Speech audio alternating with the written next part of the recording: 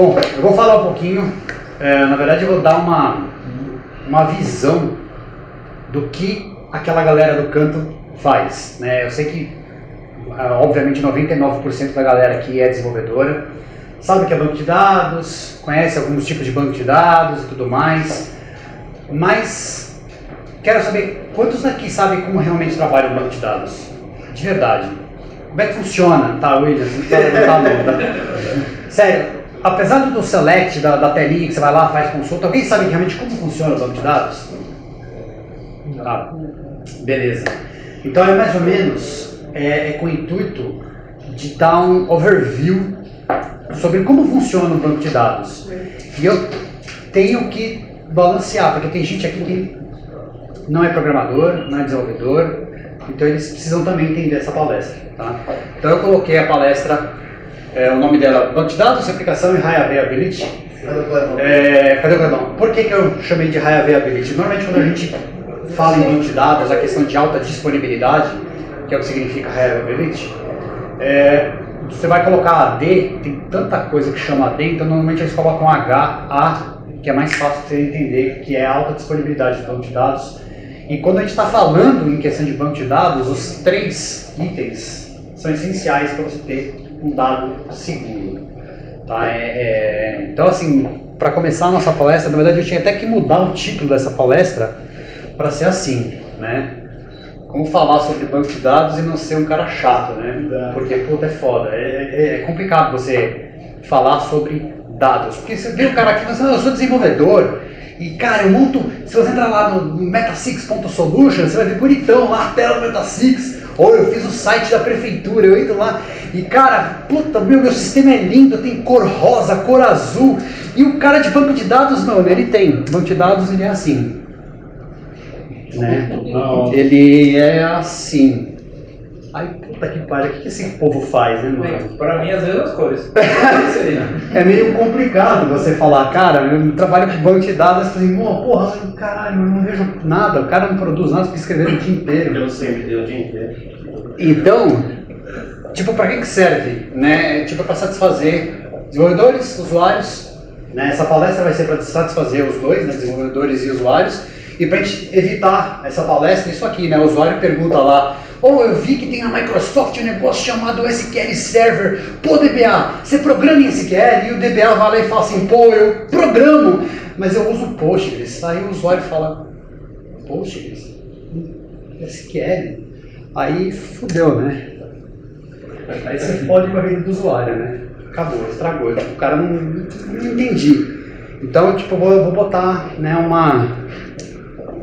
Então, tipo, vou explicar o que é banco de dados, né? Então, é importante a gente começar a dar essa orientação. Então, o banco de dados nada mais é do que um conjunto de informações. Um conjunto de dados. Mas só um conjunto de dados não quer dizer nada. Esses dados eles precisam estar relacionados. E quando você relaciona os dados do banco de dados, você cria os metadados. Aí você consegue começar a obter algumas informações sobre aquilo que você está armazenando. Tá?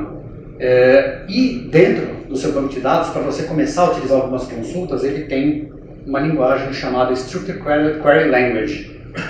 É uma linguagem que é quase comum para todos os bancos de dados. É como a gente trabalha com banco de dados. Tá?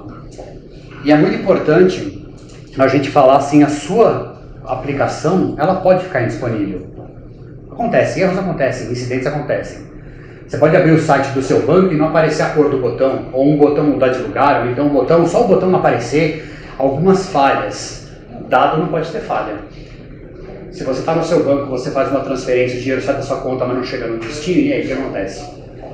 Então, dados, eu comecei a me apaixonar pelo banco de dados por essa responsabilidade que você tem em saber o que você está gravando, como você está gravando, dar a certeza daquele dado está ali.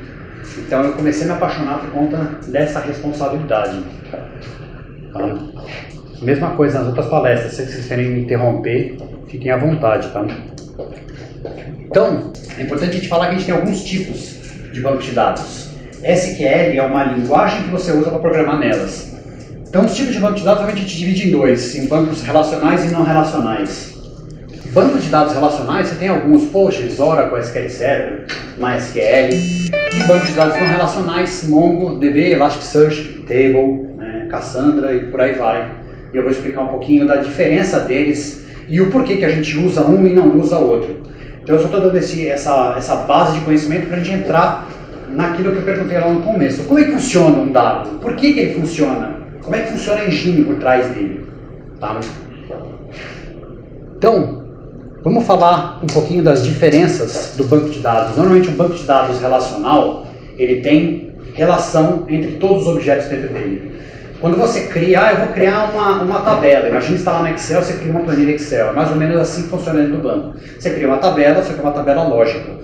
No banco de dados relacional, quando você cria essa tabela, ele não está criando só a tabela. Ele está criando a tabela, um item no banco de dados, uma relaçãozinha para cada coluna, para cada tipo de dado com outra tabela. Então ele cria um ambiente completamente estruturado. Quando você cria esse ambiente completamente estruturado e que se relaciona, você tem um banco de dados relacional. Tá? Um banco de dados não relacional, normalmente ele é baseado em arquivo. Então é como se você tivesse uma estrutura que lesse com facilidade alguns arquivos que estão salvos no servidor. Né? Esses arquivos eles podem ou não podem ter relação entre si. Não vou entrar em tantos detalhes, mas essa é a minha diferença que tem os dois bancos. Tá? Aqui tem uma estrutura um pouco mais robusta, né? E no banco de dados relacional, ele não tem essa estrutura robusta. Se bem que já está mudando algumas coisas, aí a semana que vem a gente vai ver essa questão da robustez do dado. Tá? Então aqui eu coloquei o que é a base para um banco de dados funcionar. Então no banco de dados relacional, a base é o que a gente chama de ACID, tá? Que é a atomicidade. A atomicidade é o dado completo. Quando você vai salvar um dado, esse dado ele precisa estar completo naquele local. Então eu vou salvar lá um dado completo de uma carteira de clientes.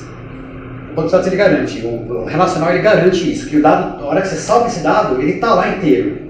Ah, mas se eu conseguir salvar só uma parte, esquece, ele não trabalha assim. Ou você salva tudo, ou você não salva nada. Ele garante essa informação, certo? Da mesma forma que se eu enviar um dado para lá, é uma transação. Então ele tem que garantir que o dado saia de um local e vá para o outro local. Se ele não conseguir chegar no outro local, ele desfaz toda a transação. Então ele garante essa atomicidade, é um dado único, indivisível. Ok? Consistência, mesma coisa, transação completa. Então, a partir do momento que você faz qualquer transação no banco, eu vou salvar o nome de um cliente, eu vou fazer uma transferência bancária da minha conta para a conta do Thiago, ele garante que a transação tenha começo, meio e fim. Se ela tiver começo e meio de algum problema, ele desfaz toda a transação. É importante que ele tenha isso, ele garante isso também. Tá? Isolamento, sem interferência, quando eu estou fazendo uma transação, nenhuma outra transação tem interferência dentro dela, ele garante isso. E durabilidade, assim que o dado está salvo, independente de onde ele esteja salvo, daqui a pouco a gente entra nesse conceito, mas a hora que ele está salvo, ele está salvo. Se houver um crash no banco, ele tem que estar disponível. Seja ele em memória, seja ele gravado em disco, ele garante tudo isso. Um banco relacional ele garante essas quatro coisas, esse que é o que a gente chama de ACID.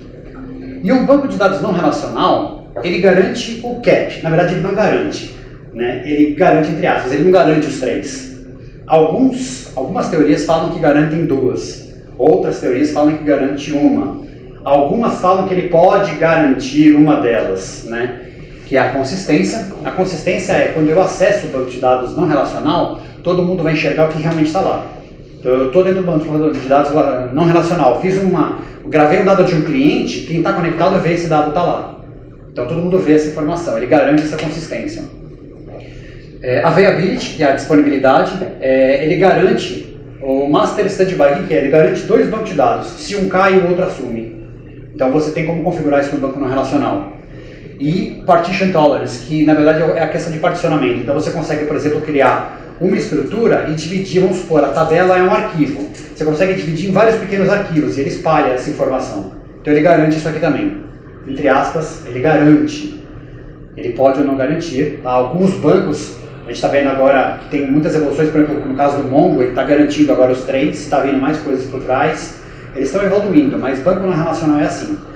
Aí você fala assim, pô, então na verdade o banco não relacional, pelo fato de ele ser um arquivo só, ele é muito mais rápido. Ele é muito mais rápido. Ah, mas ele não garante nenhum deles, é por isso que ele é mais rápido. Você tem um arquivo lá, se você tem um ambiente ideal, ele é muito mais rápido, ele salvou o dado, ele abriu o registro e salva, é rápido. Esse aqui não, ele tem todo um trabalho, ele tem toda uma verificação. Né? Ah, então eu prefiro usar esse. Depende. Ah, então esse aqui, depende. Posso usar os dois? Pode. Então assim, vai do melhor entendimento. Nós usamos o qual? O não relacional? Os dois. No banco relacional hoje nós temos o Postgres e o SQL Server, que são sistemas de gerenciamento de banco de dados.